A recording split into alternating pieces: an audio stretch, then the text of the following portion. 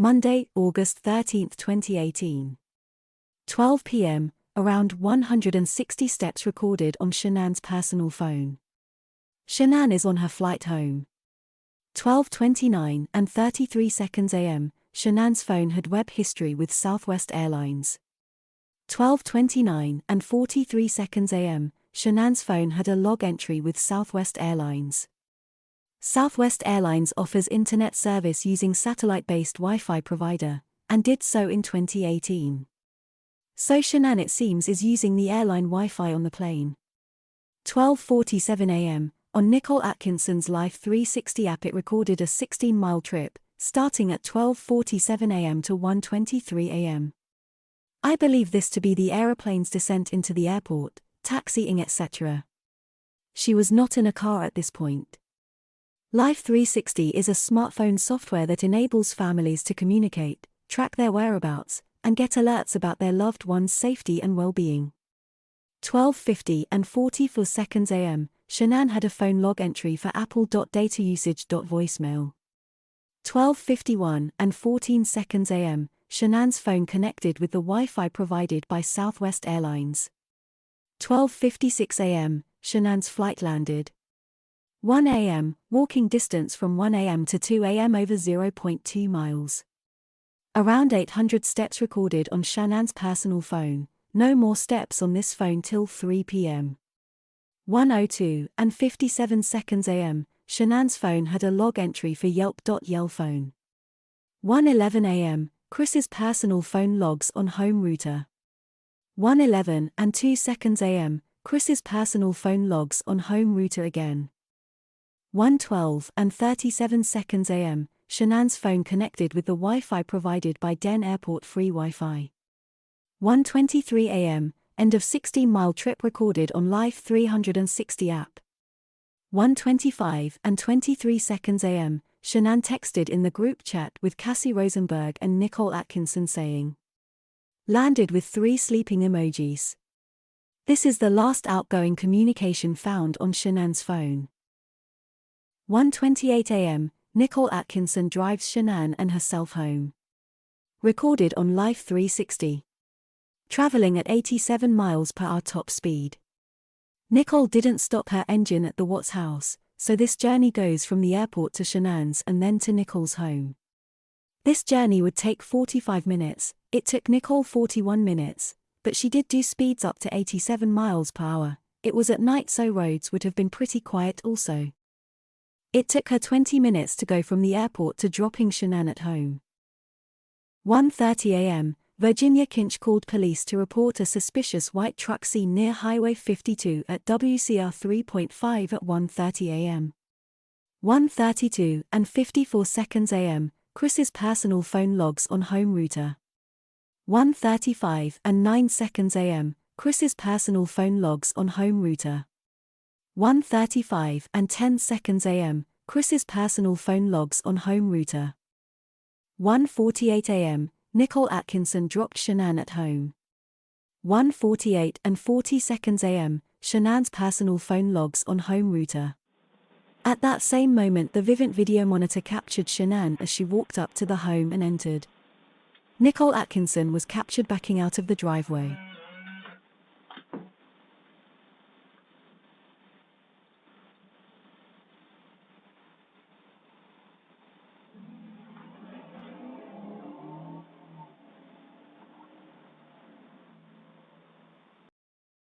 Chris's phone logged the Vivint alert of Shanann's entry into their home. The Vivint security system also reported a living room motion sensor activation when she entered the house, but no other activations were recorded until later that morning. 1:51 a.m., Shanann's phone movement stopped at 1:51 a.m. exact. It logged her last flights climbed was at 1:51 a.m. This does not mean she climbed all 3 floors at 1:51 a.m., it shows the last floor she climbed was at this time. Shanann's phone doesn't activate again till it's found by Nicholas Atkinson in the afternoon of this day. Her phone activity is otherwise dormant until 7:40 a.m. when Chris sent the device a message asking to know where she was at. Between 1:48 a.m. and 4:23 a.m. there was no movement detected on the main floor of the home, shown by Vivint logs.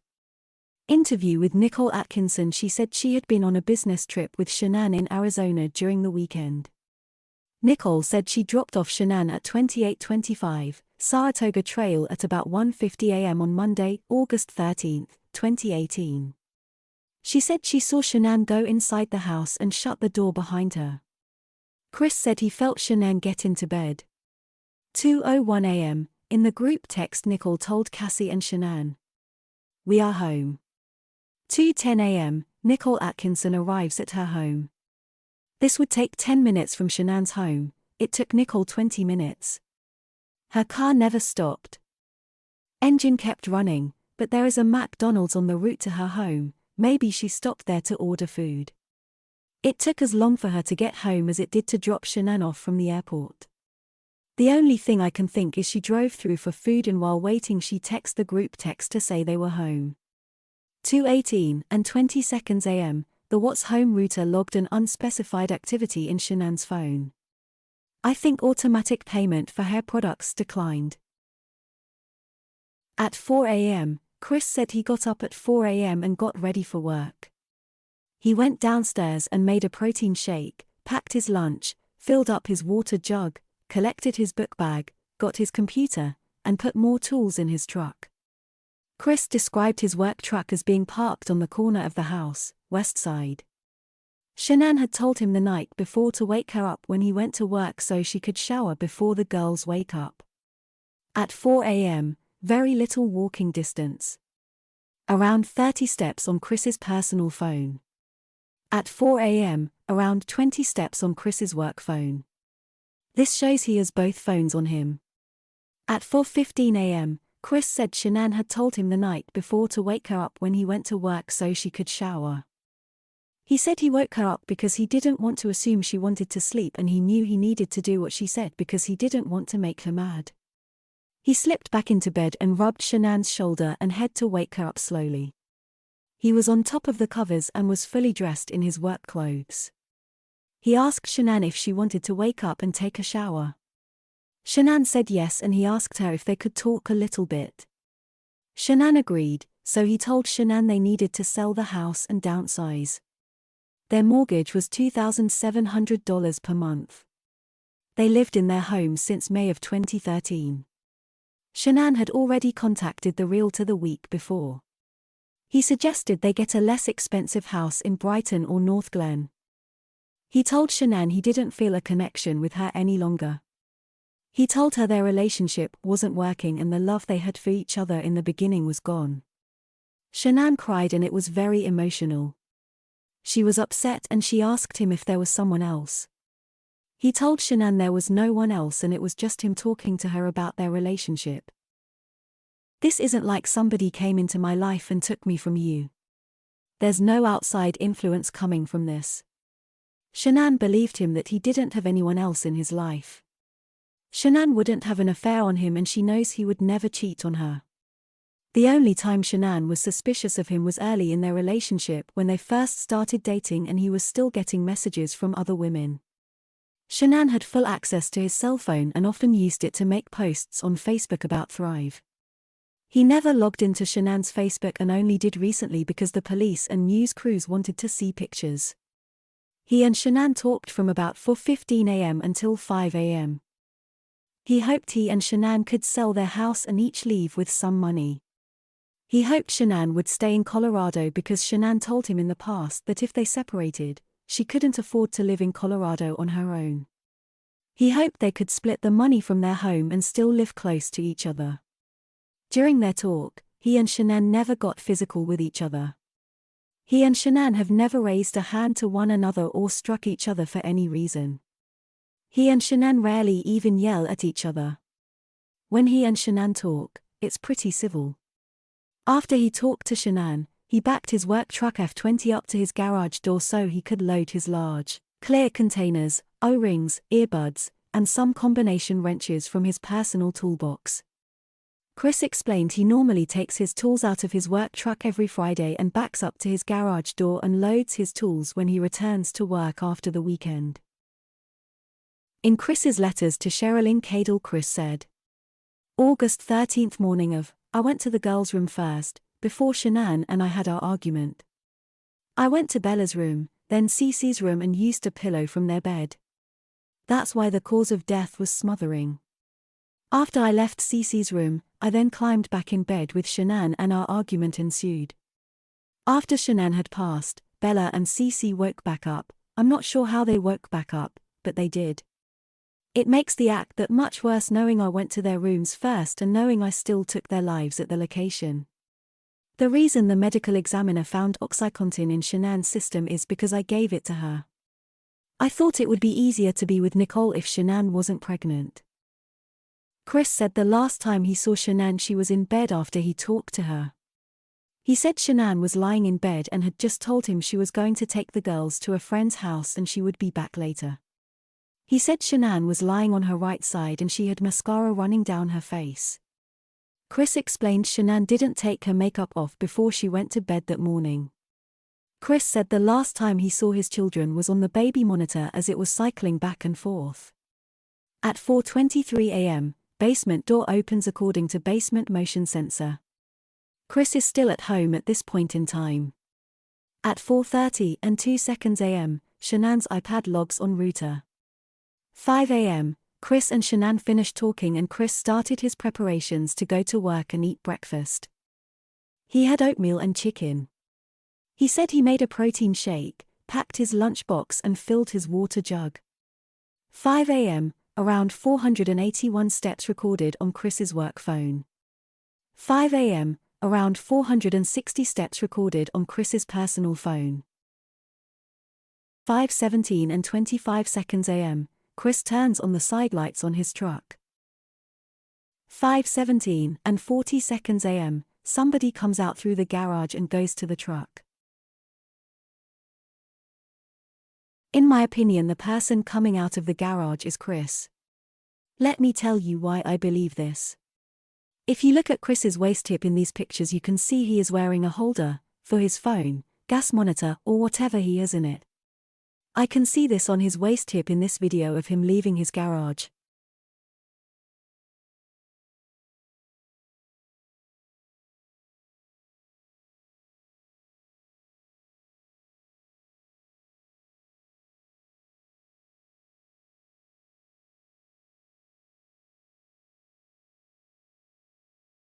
Also, if you look at Chris's head as he passes the tree, he comes up just above the leaves.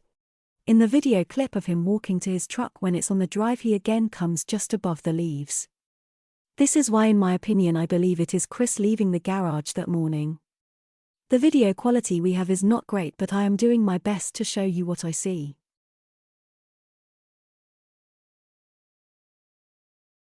(5:18 and 2 seconds a.m., Chris started his work truck and backed into part of his garage.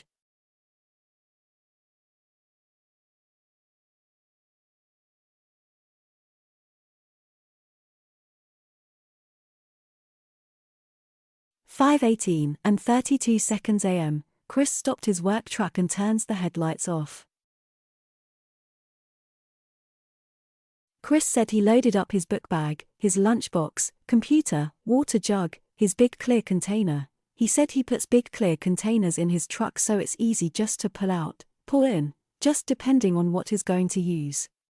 He said he knew he was gonna be doing some splitting box rubbers that day, so he also got some various open-end wrenches from his toolbox. He knew those work better than the ones they would give him. 5:18 and 41 seconds a.m., Chris enters the garage for the first time. He is inside for 6 seconds. 5:18 and 47 seconds a.m., Chris exits the garage for the first time. He spends 39 seconds at his truck. 5:19 and 26 seconds a.m., Chris enters the garage for the second time. After 2 seconds inside at 5:19 and 28 seconds a.m., Chris locks the truck's doors by remote. He spends 12 minutes 11 seconds inside. 5:25 and 47 seconds a.m., Chris's work phone logs on home router. 5:26 a.m., basement door left open alert. Chris is inside so he prob left it open. 5:27 a.m., overhead garage door was left open and never shut alert. We see this as Chris is still there with the garage door open. 5:31 and 39 seconds am, Chris exits the garage for the second time. Outside for 10 seconds and at 5:31 and 49 seconds am, Chris opens the driver's door of his truck. There for 7 seconds. 5:31 and 56 seconds am, Chris enters the garage for the third time. He spends 15 seconds inside. 5:32 and 11 seconds am, Chris exits the house for the third time. Outside for 43 seconds. 5:32 and 54 seconds am, Chris enters the garage for the fourth time. He spends 5 minutes 53 seconds inside. 5:38 and 47 seconds am, Chris exits the garage for the fourth time. Spends 11 seconds outside. Then at 5:38 and 58 seconds am, Chris opens the passenger's door, spends a further 23 seconds outside. 5:39 and 21 seconds am, Chris enters the garage for the fifth time, then exits for the fifth time with the gas can. 5:39 and 23 seconds am, Chris is doing something with the gas can on the passenger's side of truck. 5:39 and 25 seconds am, Chris's Apple Watch logs on the home router. 5:39 and 44 seconds am, Chris is now doing something with the gas can from the driver's side of the truck. 11 seconds later. 5:39 and 55 seconds am, Chris enters the garage for the sixth time. Spends 1 minute inside. 5:40 and 55 seconds am, Chris exits the garage briefly, then enters for the seventh time. 17 seconds later. 5:41 and 12 seconds am, Chris exits the house for the seventh time. 8 seconds later. 5:41 and 20 seconds am, Chris opens the passenger's door. 18 seconds later. 5:41 and 38 seconds am, Chris enters the garage for the eighth time. Spends 1 minute 28 seconds inside. 5:41 and 48 seconds am, Chris's Apple Watch logs on router again. Don't know if he is wearing it or not. 5:43 and 6 seconds am, Chris exits the garage for the eighth time. 7 seconds later. 5:43 and 13 seconds am, Chris opens the passenger's door. 15 seconds later. 5:43 and 28 seconds am, Chris enters the garage for the ninth time. 39 seconds later. 5:43 and 40 seconds am, Chris's Apple Watch logs on router yet again. 5:44 and 7 seconds am, Chris exits the garage for the ninth time. 23 seconds later. 5:44 and 30 seconds am, Chris bends and appears to pick something up. 23 seconds later. 5:44 and 53 seconds am, Chris enters the garage for the 10th time.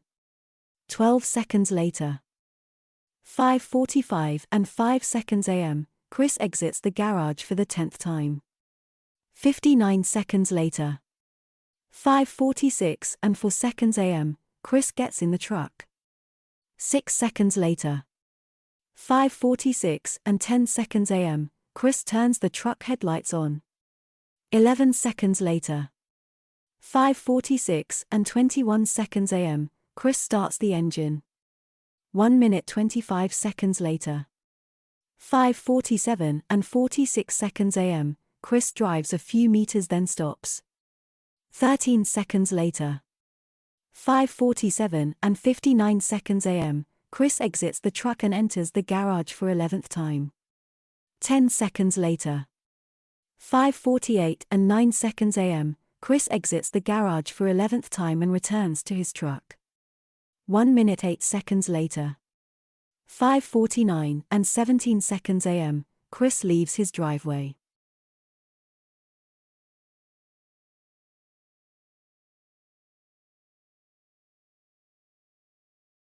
Chris left the home and proceeded to drive 4 to 7 miles to an oil-well site in Keensburg, Colorado. 6 a.m., around 80 steps on Chris's work phone. 6 a.m., very little walking distance. around 10 steps on Chris's personal phone. He was now driving to Survey. 6 a.m., Melissa Parrish and Chad McNeil arrived at the Anadarko office. 6:04 and 5 seconds a.m., Troy McCoy left his house at 6:04 and 5 seconds a.m. to go to work. He drove for 23 minutes.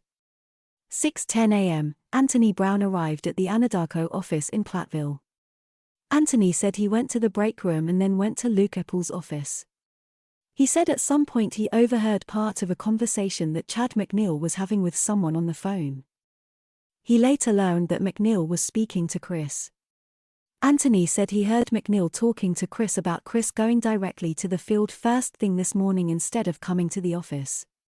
Chad said Chris told him he was going out to Survey Ranch to hook up whip checks for one of the wells and then check out something else on another location for Troy. 6:16 a.m., Kessinger called Jim and held a 1-minute conversation. Her phone registered in Frederick. 6:27 and 30 seconds a.m., Troy McCoy arrived at the Anadarko offices in Platteville. He drove 14 miles distance and stayed there 1 hour 16 minutes.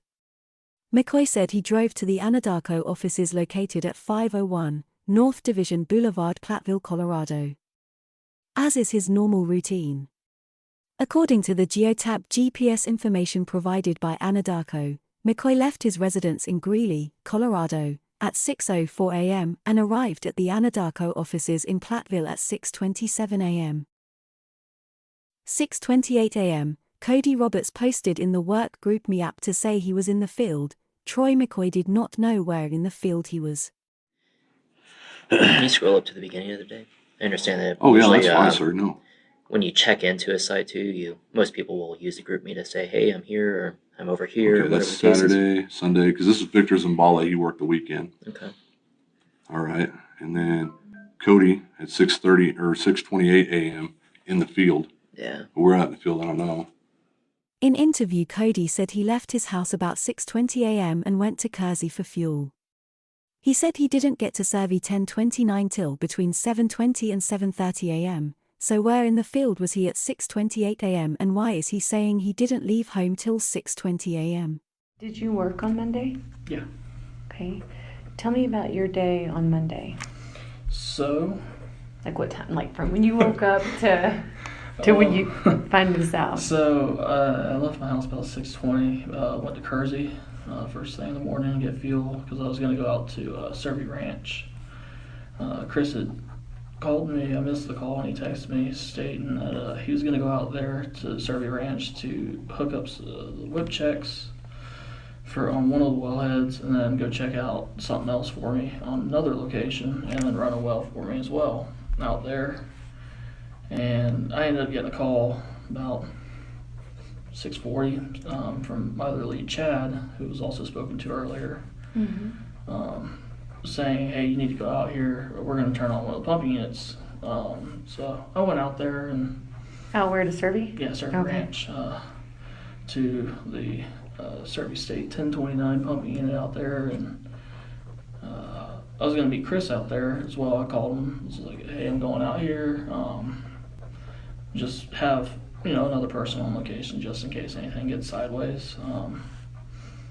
And just waiting around out there. I didn't go anywhere else. I just sat on location waiting. What time did you get there? Ooh, Is there something in your phone that would help you? probably say around 7:20ish, 7:30. You're the only person there? Yeah, that Survey State well. Between 6:29 a.m. and 6:30 a.m., Chris made 3 unanswered calls to Cody Roberts. Had Chris pulled over to make these calls? They are not allowed to make calls while the engine is on the truck. So Cody is in the field, and Chris is calling him. What is Cody doing out in the field, alone at 6:28 onwards in the morning? I find this very questionable and wonder, is he preparing something for Chris? 6:30 a.m., Luke Epple saw Chad McNeil and Melissa Parrish at the Anadarko office at approximately 6:30 a.m. All calls and texts to follow from Chris are on his work phone unless I say otherwise. 6:30 a.m., Cody Roberts said he left home in Greeley to proceed to work. 6:31 a.m., Chris texted Cody Roberts saying, "Where you at?" 6:32 a.m., Cody replied, "Just got fuel in Kersey." He must have left earlier than 6:30 to be at the gas station at this time. None of Cody's times match up. I do believe he was in the field at 6:28 a.m. as he posted in GroupMe. Doing what we can only assume. Are these messages a cover? 6:32 a.m., Chris made an unanswered call to Cody. 6:33 a.m., Chris texted Cody saying, "Okay. I'm in Survey. Where you going first?" Chris was still driving to Survey, he was not there at this point. 6:33 a.m., Cody replied, "DPC State." Chris replied with a thumbs up emoji. 6:35 p.m., Cody replied, "I need to call Chad and see if he plans on still stroking the 1029 out there to see if it'll pump up. If so, I'll have to meet him, or he will have to get the Canon plugs from Tony." "Okay." 6:35 a.m., Chris said, "Okay. Let me know before I leave here." 6:38 a.m., Cody replied, "I think Chad, might be heading out there today." Phone was breaking up pretty bad. 6:39 a.m., Chris made an unanswered call to Chad McNeil. 6:40 a.m., Chad McNeil called Troy McCoy, saying, "You need to go out here, we're gonna turn on one of the pumping units," so he went out there to the 1029 pumping unit. Why is Chad ringing Troy? Chad, Troy, Anthony, and Melissa are all supposed to be at Anadarko at this point.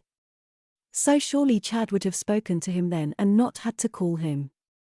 Also, Troy didn't go out to the 1029 pumping unit like Chad told him to when he leaves the offices, he went directly to Survey 319.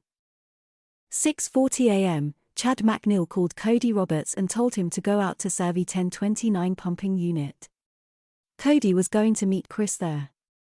Cody was there alone from 7:20 to 7:30 a.m. at the Survey State Well pump. And Chad McNeil told Cody to go ahead and fire up the pump. Cody believed Chris was at 319 with Troy McCoy. 6:41 a.m., Chris texts Chad McNeil saying, "You headed out to Survey?" "I'm out here." Cody said something about pumping up the 1029. 6:43 a.m., Chad replied, "Well, since you're out there, you want to fire it up? Have Cody bring his cables." 6:43 a.m., Chris called Troy McCoy. Troy said he declined the call because he was driving. This is a lie. Troy was still at Anadarko at this point. Okay. So Monday morning, Okay. what time do you leave to go to work? I usually leave my house about 6 o'clock. Okay. I'm Is that supposed what, to be here about 6:30. here at the office? Yes. So did you come straight to the office on, Yes, sir, I did. on Monday morning? Yeah. So 8:13. Yeah, and I received a phone call from him Monday morning, but I couldn't answer it while I was driving. So you can see in here, it's phone call declined. Okay. What, do you have the time Yes, on sir, that I'll one? get the timestamp for you. That's what I'm looking for. Oh, that's Friday. Monday. Chris Watts, right here, he called me. Does it say what time? See, and call canceled because I was driving, because I Okay. can't accept that. Yeah. And that's 6:43 a.m. So incoming from Chris. At 6:43. 6:44 a.m., Chris texts Chad saying, "Okay, I will." Chad replied, "I'll head that way in a bit." 6:53 and 57 seconds a.m., Chris arrived in Keensburg at 6:53 a.m., geotab GPS. He stayed for 2 hours 36 minutes at Survey UPRC 319 OSA 12311, 386th Highway, Keensburg, Colorado, 80643.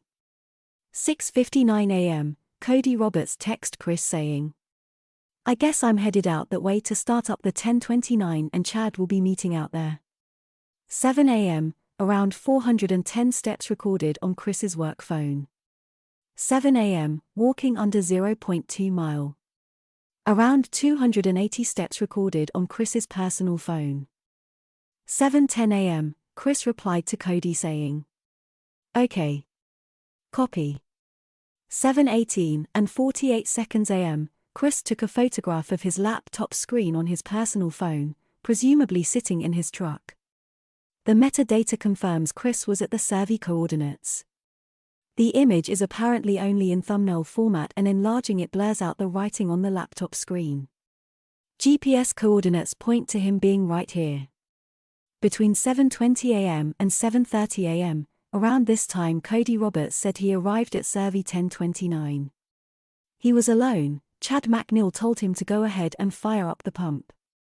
7:30 a.m., Troy McCoy said he got a burrito from Gabriel the mobile vendor at about 7:30 a.m. at Anadarko. 7:40 and 3 seconds a.m. Chris texts Shanann on his personal phone saying, "If you take the kids somewhere, please let me know where they are at." 7:40 a.m., Chris made a 2.5-minute call to Troy McCoy. Troy said he had been driving about 10 minutes and was at the intersection, Weld County Road 37 and 18. He said he had to pull over to the side of the road and park to take the call. Another lie from Troy, because at this time he still hasn't left Anadarko. Okay. What time do you leave here on Monday? Approximate. Approximately. Burrito guy comes at 7:30. Might have talked to the guys for like another 10 minutes. So probably 7:40. I was on the road. Okay. Ish. So probably, so we call it 7:45 on the road. Yeah, I would say so, sir. Okay.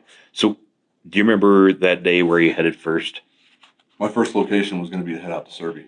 So, well, okay. The Do Survey you remember 319. the 319 or the 1029? No, it was a 319 because they were testing that bypass line, because I had the call from Chris here. Let me verify.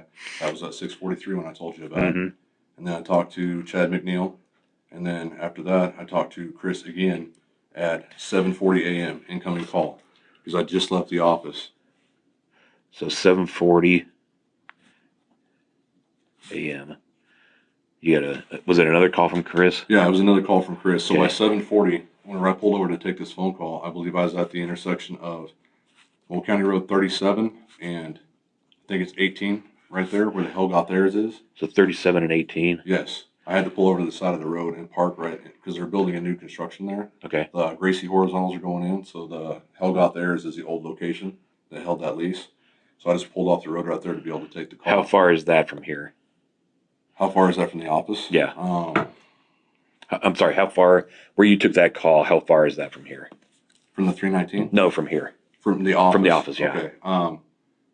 I don't know, you just go right down to 22, you turn on 22, so I'd say about maybe 10 minutes. So maybe I left right after the burrito. Okay.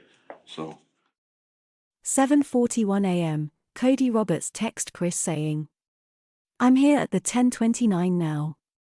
You mind coming out here? Just in case something gets sideways."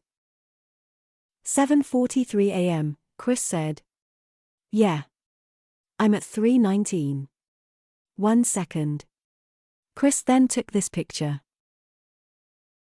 7:43 a.m., Chris called Luke Epple, co-worker, and held a 1-minute 45-second conversation. 7:43 a.m., Cody replied, 10-4. How's it look? 7:44 a.m., Chris said, fresh LOL. 7:44 and 12 seconds a.m., Troy McCoy left the Anadarko office and drove to the Survey 319 all well, geotap GPS. He said he was supposed to go out there first, but Chad McNeil had told him to go straight to 1029. But he didn't, he went straight to Survey 319. But why was he supposed to be going to 319 first? He drove 45 miles, driving duration 1 hour 7 minutes. 7:45 a.m., Melissa Parrish and Chad McNeil, co-workers, leave from the Anadarko office around 7:45 or 8 a.m. Chad and Melissa drove together, but in their own work trucks. They stopped along the way at the Bat Cave to try to find some parts for work but were unable to locate the necessary items. 7:45 a.m., Nicole Atkinson woke up and checked her phone. She received nothing from Shanann, which she found unusual. 7:47 a.m., Chad McNeil called Chris and held a 2-minute conversation. Chad asked Chris if he had the Canon cables. Chris said no, I think Tony Curran has them. This is the conversation Anthony Brown heard Chad having with Chris when he was in Chad's office. 7:51 a.m., Cody Roberts replied to Chris saying, "Is it a lot?" Chris responded by sending the image he took minutes earlier. 7:55 a.m., Cody replied, "Want me to bring some Gator? We can try and pressure test the line too if you want." 8 a.m., Chris said, "I got it handled. Thanks though." 8 a.m., around 760 steps recorded on Chris's work phone. There are no steps recorded on his personal phone. More than likely the phone sat in his truck. 8:25 a.m., Melissa Parrish believes that she and Chad McNeil arrived at Survey 319 at approximately 8:25 a.m. Chris was already there when they arrived. He had a shovel and was digging a small hole near an oil tank. Melissa said Chris didn't have anything odd about his behavior. He did not appear tired or different than normal. Chad McNeil said Chris was wearing older boots. Troy McCoy pointed it out later to Chad and Melissa Parrish. Chad said when he got there Chris complained he was hot, and Chad doesn't recall it being very warm. Chris had no stains on his clothing or anything. 8:25 and 19 seconds a.m., Chris using his personal phone made a 23-second call to Shanann's phone. 8:26 and 22 seconds a.m., Chris searched the internet for the Primrose School Aviary at Vista Ridge. 8:26 and 52 seconds a.m., Chris on his personal phone called Primrose School. Shannon Meyer said that Chris called on the 13th of August, 18, and said that after he introduced himself she told him that they were expecting to see the girls starting at the school and he replied that he was calling to let them know that the girls weren't going to start. He said he wasn't really sure what was going on yet, but that they were going to be moving and putting the house up for sale, and they were not sure if they were going to stay in this area. Meyer responded with, "That's pretty crazy." Meyer said that Chris then asked, "The girls aren't there, are they?" Meyer said she told Chris no, she hadn't seen them, but to let her check and see if they were clocked in, and they were not clocked in. Chris said okay, and to put them down as not coming in, and Meyer asked if he wanted to be placed on a waiting list in case something changes. Chris replied that they might as well, but they weren't sure what was going on. Meyer told him to keep them updated, and that the teachers would be sad to not see the girls today. Chris thanked her and then hung up. Kerry Wood, the director of the school, said Shanann's mother, Sandra Rusek, also called between 8 o'clock and 8:30 a.m. to ask if the girls were in school. 8:28 and 27 seconds a.m., Chris called Ann Meadows, realtor, on his personal phone and held a 3-minute 40-second conversation. Chris asked Ann if Shanann had called her yet, and told Chris that she sent her a message in Messenger and that she suggested that her and Chris get pre-approved for a loan. Chris told Ann that no one knew yet, but he and Shanann were getting divorced after not getting along for over a year. Ann was shocked and told Chris that she was sorry. He told Ann that not even his family knows. 8:38 a.m. Cody Roberts called Chris, but Chris did not answer. Cody assumed Chris was out pressure testing a line. 8:43 a.m., Nicole Atkinson texts Shanann saying, "How are you?" 8:48 a.m., Chris called Cody back and said he was at Survey 319 checking something out and that Troy McCoy was there too. He said the line was definitely bad. This is a lie, as Troy McCoy, according to Geotab GPS, did not get to Survey 319 until 8:51 a.m. 8:49 a.m., Cody Roberts called Chad McNeil. See, I had called Chris at 8:38. And he returned my call about 10 minutes later at about 8:45. And then I'd called Chad at 8:49 after I got off the phone with Chris. So 8:51 and 22 seconds a.m., Troy McCoy arrived at Survey 319. He drove 45 miles, 1 hour 10 minutes driving time, and he stayed for 39 minutes. Chad McNeil and Melissa Parrish were also there assisting. He said Chad, Melissa, and Chris were over by the bypass line. Troy said he noticed Chris was wearing older, baggier clothes and older pull-on boots. He asked Chris if he was slumming it today and Chris laughed. Troy also said Chris told him Shanann had left her wedding ring on the counter at home. Chris said, I guess she's through with me. Chris also told him Cece and Bella didn't go to school and Shanann didn't go to her doctor's appointment. Troy knew Shanann didn't get in till late, and he believed Chris looked the way he looked as they probably didn't have any sleep.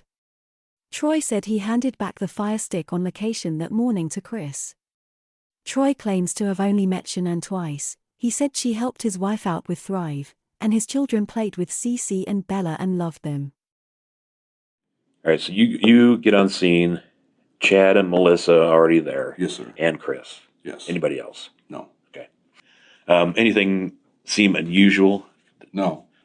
Well, as soon as I pulled up, and I talked to Chad McNeil about this because he remembered me making a comment that I didn't even remember. As soon as I walked out on location, I got out of my truck, and Chris is usually fairly decently dressed man. He's always got on pretty tight fitting FRs, like really, like he wears Ariat pants. What's FR? Fire resistant. Resistant clothing. He usually wears that. He was wearing a blue shirt that was baggy, looked like he'd had like an older shirt for him, Okay. and then he had a pair of pull-on boots. And from every time that I can remember out in the field, he had an old pair of boots that he was lace up, so the toe was about to come off of. Mm-hmm. And then here about 3 weeks ago, he bought a brand new pair of Red Wing boots down at the FR store Okay. here in Platteville, and he always wore those. So when I seen him, on those, I was like, "What, you slumming it today, bud?" And he laughed, and that was it. That was all it was. But I didn't notice that it was, out of the ordinary. I just figured, okay, well, if he didn't get a lot of sleep last night and he was in a rush, he just grabbed what he had and went out to location. His old boots. I would say they're old. older. I would say they're older because they're not his new ones. And I've only seen him that I've noticed wear lace-ups. And these were And these are slip-ons. slip-ons. Yes. Okay. Because the reason why drew my attention to him is it drives me nuts if anybody tucks their boots or their pants inside their boots and the boot deal's showing. Mm-hmm. That drives me insane. So he had it like half tucked. It was weird because one side was down and the other side was tucked into his boot. Okay. So it instantly drew my attention. And that was just kind of threw me off. So I gave him shit about it. I just made that comment. Mhm. Slumming it today. And that was it. Another thing, that morning, he told me they were having issues and everything like that, but This is Monday morning. yes. Yeah, he said, yeah, we're having some issues and everything. And, he's like, well, her wedding ring was laying on the counter. That's what he told me, that the wedding ring was on the counter. And I was like, why would she leave her wedding ring on the counter? He's like, well, I guess that she's just through with me. I don't know, But he sounded hopeful that they could work things out, So that didn't, necessarily bother me at all. He's told me that the wedding ring was laying on the counter. Counter where, do you say? No, I don't know if it was a kitchen counter, sir, or their dining room table, because they're right there next to each other.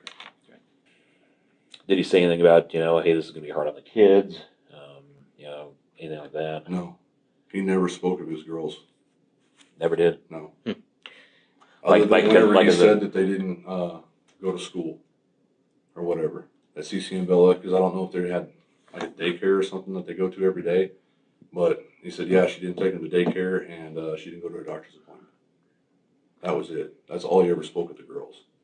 But he just told me that him and Shanann had issues and everything, and that's why I figured why, because she didn't get in till late Monday morning or Sunday night whenever she got in. Mm-hmm. And I figured that they just couldn't sleep, honestly, is the reason why he looked the way he looked.